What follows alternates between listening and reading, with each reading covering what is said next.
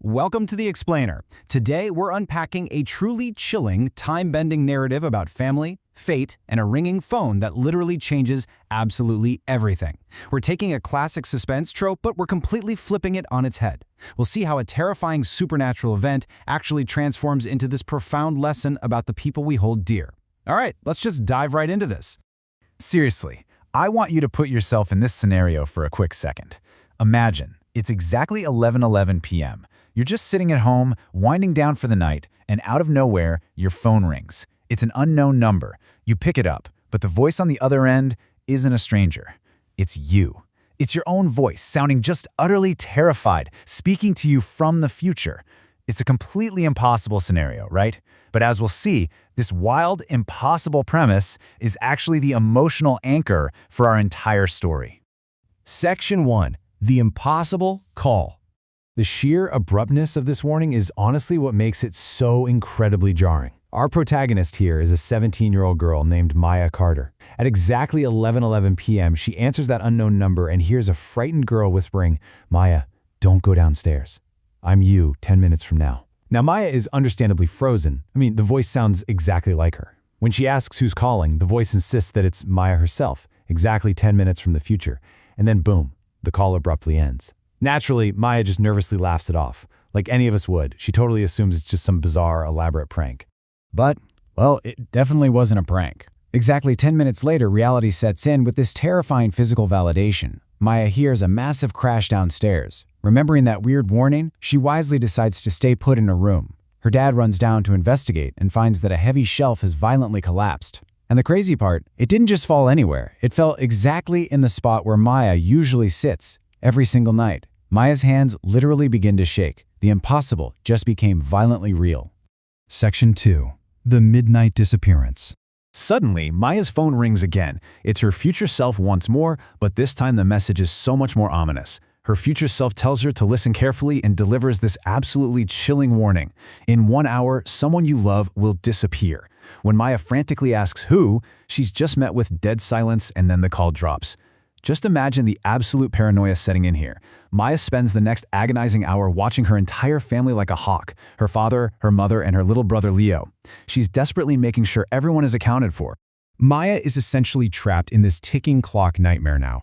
It all starts at 11:11 p.m. with that first warning. 10 minutes later, at 11:21 p.m., the shelf crashes, totally validating the threat. By 11:31 p.m., she gets the second devastating warning about someone disappearing in exactly 1 hour. That basically sets the deadline. Maya is now anxiously waiting for midnight to strike, watching the minutes just tick by, absolutely terrified of what 12 a.m. is going to bring. And then, midnight arrives. The lights unexpectedly and completely go out. When the power finally flickers back on, the nightmare becomes reality. Her little brother Leo is gone. The frantic aftermath unfolds in just seconds. His bedroom window is wide open, letting the cold night air in. Maya sprints outside to search for him, but literally all she finds on the ground is Leo's favorite red toy car. He has vanished without a trace. Section 3. The 10-Year Twist. So standing outside with her brother's toy car, Maya's phone rings for a third time. On the other end, her future self is crying, apologizing, saying, "I'm sorry, Maya. I couldn't save him." Maya, just completely panicked at this point, shouts into the phone demanding to know where Leo is. Her future self gives her one desperate clue: the old train station. Maya doesn't hesitate for a second. She grabs her parents, and together they all sprint toward the abandoned station on the edge of town. When they burst inside the dark, abandoned train station, they experience this massive wave of eerie relief. They find Leo. He's sitting all alone, but he's completely unharmed and safe. However, the scene isn't exactly peaceful, because sitting right beside Leo is an old, disconnected telephone, and it is ringing loudly. Maya hesitantly picks up this old ringing receiver. Once again, she hears her own voice saying, "Maya, you finally found him." But when Maya asks who's speaking this time, the answer literally makes her heart stop. The voice whispers, "I'm you, 10 years from now." So the absolutely crucial point here is that this final voice isn't just a few minutes ahead trying to navigate the immediate chaos of the night. No, this is a Maya who is a full decade older, a full decade wiser, looking back at this exact traumatic night.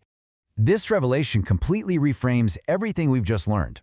Initially, Maya, and probably all of us, believed the universe, or her future self, was actively trying to physically change the events of the night to save Leo from being kidnapped. But in reality, the older Maya reveals the true emotional purpose behind the calls. She tells her younger self over the phone, "Tonight wasn't about saving Leo. It was about teaching you never to ignore the people you love." The call ends, and Maya immediately looks down at our little brother and just hugs him so tightly. Section 4. A generational lesson. The story then shifts forward in time, tracking Maya's journey into adulthood. You see, those profound words from her future self never really left her. Years later, Maya actually becomes a doctor, dedicating her entire life to caring for others. And whenever she saw someone ignoring a loved one in her daily life, she would instantly remember that mysterious night. Eventually, she has a daughter of her own. For years and years, Maya never receives another mysterious call. The silence lasts until the timeline finally catches up, and her own daughter reaches that fateful age of 17. And then the cycle begins all over again. One night, at exactly 11:11 p.m., the daughter's phone rings. She answers it, and a frightened voice whispers the exact same warning. "Don't go downstairs." Maya, standing nearby, looks over at the clock, but she doesn't panic. Instead, she just smiles. The loop is starting over for the next generation, but Maya finally, completely understands what's actually happening. This brings us right to the profound final realization of the story. Our immediate instinct is to believe that these supernatural warnings are meant to literally alter destiny, right? To change the physical future. But the deeper truth Maya realizes is that these warnings are actually meant to teach us how to protect the people we love.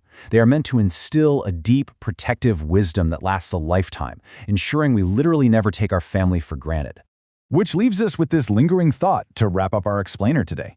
The story uses this crazy supernatural time loop to deliver a very, very human message. So I want you to ask yourself, if your phone rang tonight at 11:11 p.m. and it was your future self on the line, what lesson would they be trying to teach you? What is the one thing you need to realize right now about the people you love before it's too late? Take that question with you today, and hey, thanks for joining me on this journey through the story.